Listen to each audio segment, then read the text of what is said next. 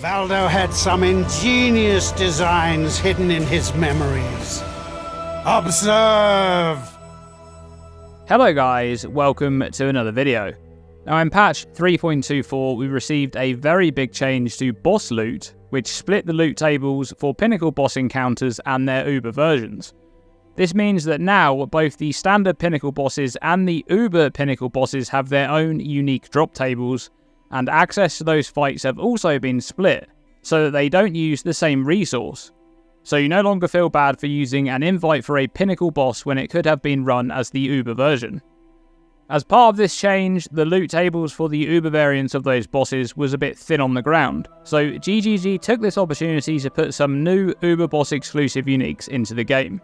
And one of those new uniques is the topic of this video, that's the Apostate body armor, a new unique drop exclusive to the Uber Cortex encounter. And based on early data, this item looks to be one of the rarer drops from Uber Cortex.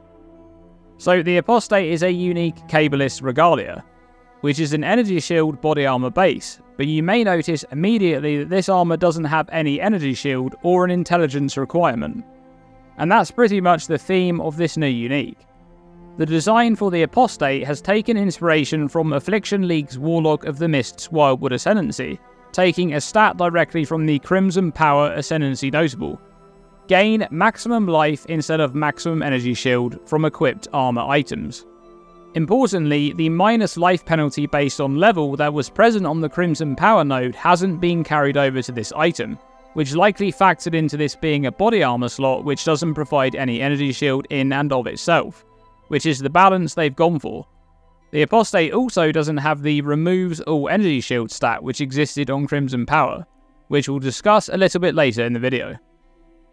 I've seen some comments already about this item from those saying that it's weaker than a Blood Magic Warlock from Affliction League, and whilst this is true, considering that those Wildwood ascendancies were just power layered on top of your character with no trade-off, it's important to remember that this is now a core drop pool item. It's not a borrowed power league mechanic which will be gone when 3.24 comes to a close. Any new tools that we gain access to in future releases can and will be used and layered on top of this, so this is an exciting addition to the game for the blood magic and life stacking archetypes. So how exactly does this modifier work? Gain maximum life instead of maximum energy shield from equipped armor items. The context of armor in this case is not the defensive stat, but rather the gear type. Armor refers to the helmet, gloves, body armor, boots, and shield slot. Energy shield that is gained from these slots after any local increases such as explicit modifiers and quality is instead gained as maximum life. This does not include energy shield that is gained from a conditional modifier on one of these equipment slots. A good example of this would be the Shaper's Touch unique gloves, which provide 1% increased energy shield per 10 strength. This is a global increase to energy shield, it's not a local increase to the energy shield on the gloves, so it won't apply to the maximum life gain instead of maximum energy shield stat from the Apostate. So how much maximum life can you acquire from this stat on the Apostate? I made some mock-up items in Path of Building to check this out. Now these items are not going to be very realistic for the majority of players, but just to see the potential of the Apostate, all 4 of these rare items have triple tier 1 flat energy shield and local energy shield increase modifiers, with the exception of the boots, which has a slot left open for movement speed. When used with the Apostate, this combination of items would yield a ridiculous 1423 maximum life, which is flat life gained before any increases or more multipliers that would apply to it. You could even gain even more maximum life by using implicit such as Synthesized, Corrupted or Eldritch to further boost the energy shield on these gear pieces, but we're already in mirror tier gear territory so we'll leave it at that. I just wanted to showcase some of the potential of this item. A more realistic amount of maximum life gained from this modifier without ridiculous investment would probably be in the region of 1100 to 1200, which would be using good gear but nowhere near mirror tier gear. Importantly, when comparing the Apostate to something like Utula's Hunger, which has a very large amount of life gained from the body armor slot, do keep in mind that Utula's Hunger prevents the use of any life modifiers on other equipped items, whilst the Apostate does not. So when using the Apostate, you can still gain a large amount of additional maximum life from life modifiers on your amulet, rings, and belt slots. The Apostate's unique modifier also doesn't have a life tag, meaning you can make use of the life mastery, which grants 15% increased maximum life as long as your equipped body armor has no life modifiers. So what synergies can you make use of with the Apostate? Dissolution of the Flesh is a unique jewel which changes the way that life loss from taking damage interacts with your life, making you reserve that life instead of losing it as you would normally. This jewel has incredible synergy with the Apostate in a life stacking build, not only because it has a giant more life multiplier which can roll up to 30%, but it also sets your energy shield to 0.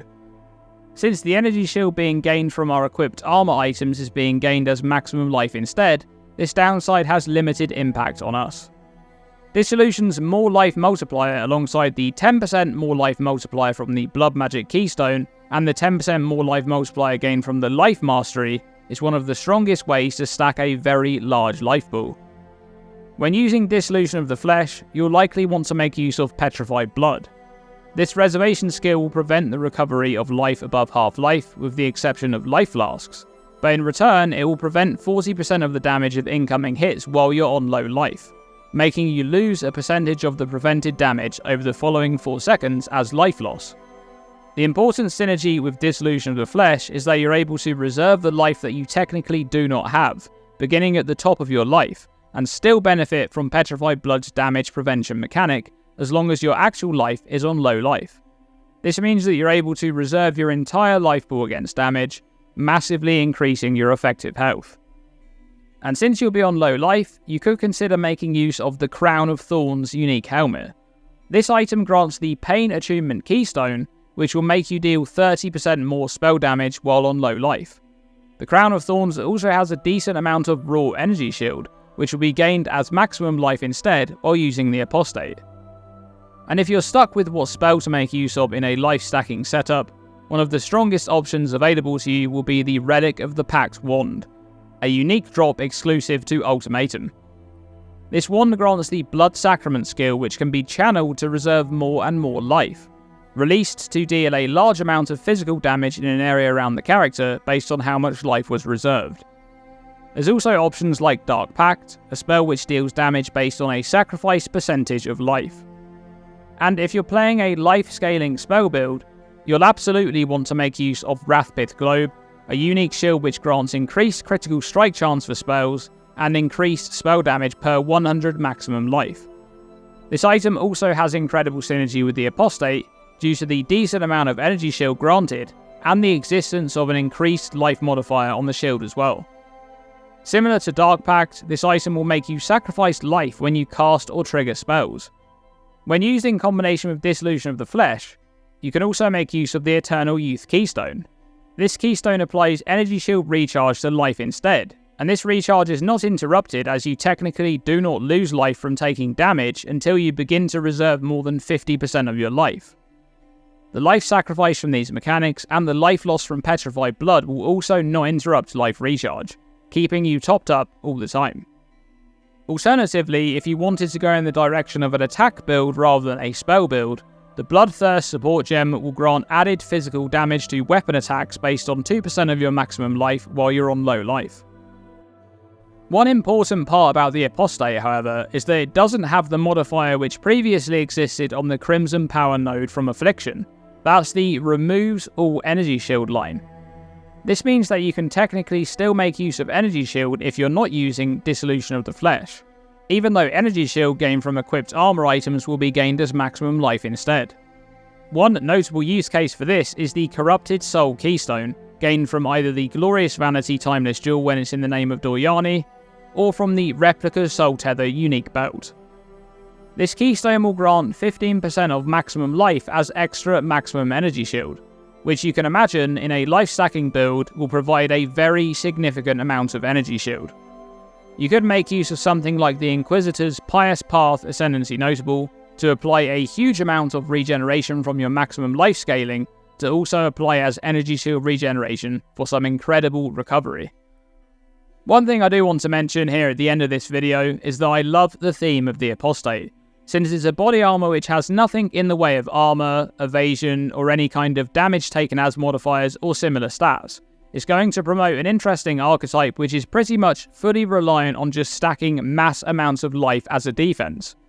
And I think that's an awesome addition to the game.